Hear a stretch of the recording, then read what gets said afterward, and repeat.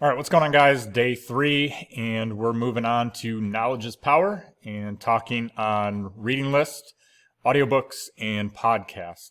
And admittedly, until I was out of the military and a couple years into small business and entrepreneurship, I did not do a ton of reading or hobbies around educating, reading, listening to podcasts.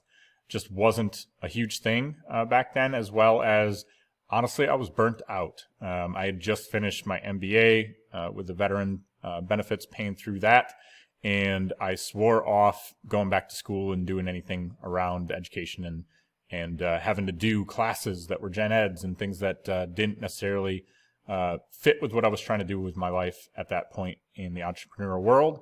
And once I got into some masterminds and around others that were trying to grow and learn from others' mistakes, figure out how they could take their business to either the next level of what they wanted or have some more time around the family, and what did that look like, and having the right employees or virtual team members. All those things came with educating and listening to others that had done some things, and sometimes more importantly, others that had failed and what they learned during that failure, so that you don't necessarily have to take that road. I will tell you, I'm going to go through some of the books and or authors that I highly recommend, and I will make sure that there's some links to their books and where you can get some of this stuff. But one of the big authors that has been huge, and I've listened or read most of his books. He's got almost, I think, 10 now. But Mike Michalowicz, and he has produced and written a couple different books, but one of the first ones that I read, Pumpkin Plan, essentially talking about, hey, when you have a pumpkin and a pumpkin patch, there are times where you have to cut off some of the vines and allow other pumpkins to get the nutrients and grow bigger. If you have 5, 10, pumpkins off the same vine, they're taking away those nutrients. They're not going to get that big. And when you're trying to win competitions and or win in life and business and be bigger, you've got to take some of those resources and put them to one or two things, but ideally one, and be really good at that one niche, that one thing, and being able to focus at that before you grow those other things. You can certainly grow other avenues, but try to grow that one and be really good at that one first. And so he's talking about, certain people pay to have seeds from jumbo pumpkins that weigh excess of 1,000 pounds, and there's big competitions for it. And your business and the resources that go into it are the same. Where you put your time, where you put your resources and money will allow things to grow. And if you're trying to do 5 or 10 things really well, you're probably going to do 5 or 10 things mediocre at best. Try to do that one thing really well, focus on it, grow it, and then move on to the other avenues. Another book that he has is Toilet Paper Entrepreneur, and talking about sometimes just making crap happen as you're getting started and being able to be resourceful with what you have. That's a one that if you're in your first 2 years of business, highly recommend taking a look at that. As you get to that, I'd say 2 to 4 year marker, and you're trying to maybe grow or bring on team members, he's got books such as Surge, where they're talking about when you get things to work, ride the wave and ride that surge. When you get to, I would say, probably 3 years in or more, they've got books like Clockwork, where you start talking about systems, processes, automating, and having how you do things written out, have SOPs, and have people in the right seat doing certain things that they love. And then on a financial level, it took me at least 5 years in before I really understood the finances and how important that stuff was. Thankfully, I got that stuff taken care of at that 5 year mark, because year marker around 7, we bought our own property, and self-employed, that can be an absolute nightmare if you don't have your books clean. Mike's got a book called Profit First. It really talks about paying yourself first, having a profit account. They talk about having, I believe it's 5 accounts. I've ran off of this with Chase, if you're military or veteran, and I think first responders. Some of the fees can be either wiped or very little to have multiple accounts. And so we have an income account where the money comes in, and then we have an account where the profit gets taken out. It's a percentage of what came in for income. And then you have your ops, which is your overhead and everything that's running from it. I've got an owner pay account, or I should have said that before. Owner pay account you get paid first. Then profit gets a percentage where it's usually about 10, 15%. And then you have the ops account, tax account, and your charity account if you're going to give away to charity. If you have those, your taxes are set aside, or roughly what you think is going to be required for taxes, so you're not stressing over tax time and the quarterly taxes that are due. If you're paying yourself, obviously that was part of why you started a business, wanting to make some money. Pay yourself first, and it does kind of push you to do better and do better for your employees and continue to grow it when you're getting paid. There's a lot of us, when we first start, we barely got enough money to keep the lights on, let alone pay ourselves or pay other people.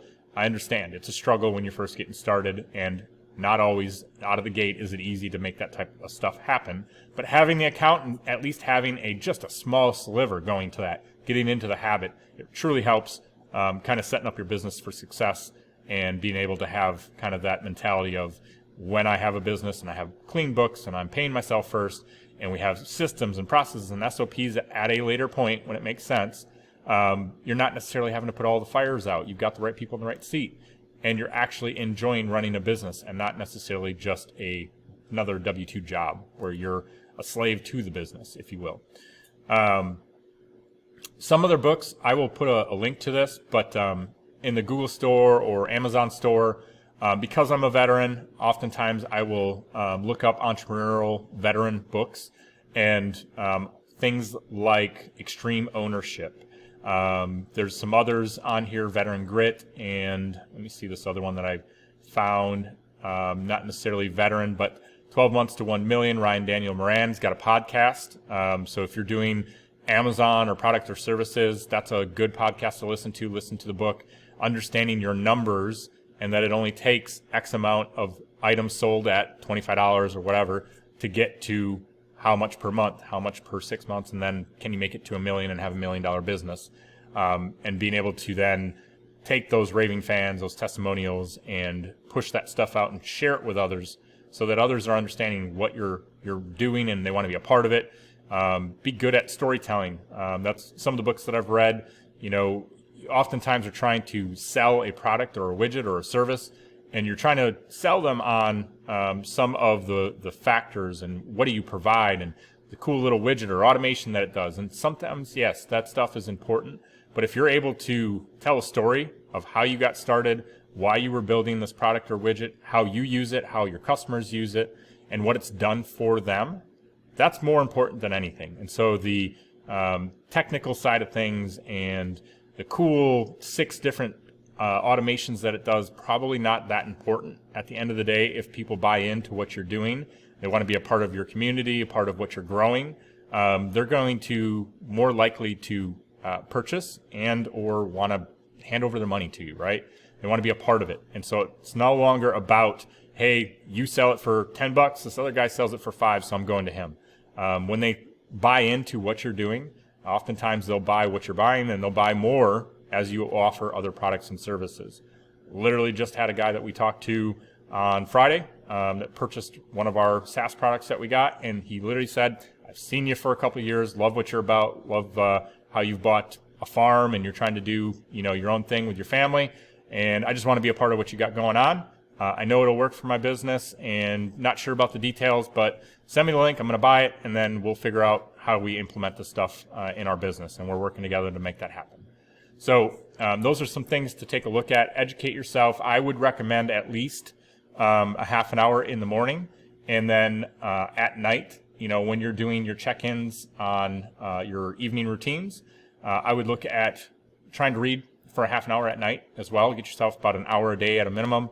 If you're on the road, get yourself into podcasts or audiobooks so that you can listen to stuff while you're on the go.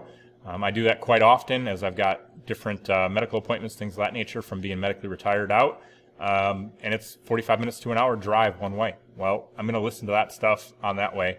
Now, when the kids and the family are with me, by all means, we listen to music. We like to listen to different types of music. But when it's just me, I'm going to do the educational stuff, the podcast, the books, And so that's some of the stuff that I would recommend looking into. At least get yourself an hour in. Think about that. If you do that for at least 5 or 6 days a week, 6 hours of reading, you do it for a month, what do you got there? By a year, it's amazing what kind of stuff you can learn over the months, years, etc. from that. And, I've been doing this and reading and doing the podcasts and books and stuff now. 2014, 15 is kind of when I started with that. So we're now about a decade in, and the amount of stuff that I've learned just from that stuff is amazing. And literally just this week, listening to a podcast, somebody talked about something that they do with testimonials and sharing it inside of their Slack channels and making a specific channel for it so that the other team members kind of see that stuff. We're all virtual. My whole team is. So we just started up the Ring the Bell Slack channel and sharing the testimonials. And when we get good positive feedback on support tickets or a chat or something where we've reached out with a customer, we're sharing that stuff, and it's a morale booster for everybody on the team to kind of see getting that feedback from people, right? So some other things I wanted to kind of just look at and share. Let's see, books through Audible that I've looked at. Miracle Morning. So as you guys are looking at getting morning routines, evening routines, Miracle Morning is a book that I would take a look at that talks about getting kind of that routine set up. David Goggins, if you're a big military guy, Navy SEAL, guy that had to do a lot of things to even be able to get in and do some of that stuff. Never finished. That was a book that I recently had gone through. Self-Discipline, The Spartan Special Way. The Spartan Way was another book. And let's see. Green Lights by Matthew McConaughey. Enjoyed that one a lot. Talked about kind of finding himself. Shut Up and Listen by Tillman Fertella. Let's see, what else we got here? You Can't Hurt Me, or Can't Hurt Me by David Goggins. One Thing, we talked about that. One Thing by Gary Keller. So I will get some of this stuff posted up into the training portal on Module 3 here. Get you some links to some of these books, these podcasts, some recommendations. And by all means, if you've got certain areas that you're looking for kind of some input, ask the questions on the discussions area, or go over to the Facebook community and ask away, and we can certainly recommend a book to some specific areas. I do this not only on the business side, but personal help and some things that I've gone through, a couple deployments and being through the military and some stuff that comes with that. You do need some personal self-development with that. And when I got out of the Marine Corps, we do things a certain way, and it can be difficult to interact with others, and you're just about making things happen, get out of my way, let me do it. You got to count on some people, have the right team and the right team members, and be able to give them the right tools to take stuff on and run with it. Let them fail sometimes. Let them figure it out. Don't always rush in there and tell them how to do it or take over just because it's easier. So these are some things that I would take into account. After a decade of being small business and entrepreneur, this has been huge for me to kind of learn and educate myself and get better every day, a little bit, right? Every day, read a little bit, learn some things, adjust some things from those failures of myself and others, be able to adjust fire and pivot and not just whine about how bad this is or how things got messed up. It happened. It is what it is. What are you going to do to fix it and move on? So if you do have questions, concerns around this type of topic, reach out, but look forward to seeing you on day 4. Make sure you're doing the homework post so that day 4 module gets released. All right, take care.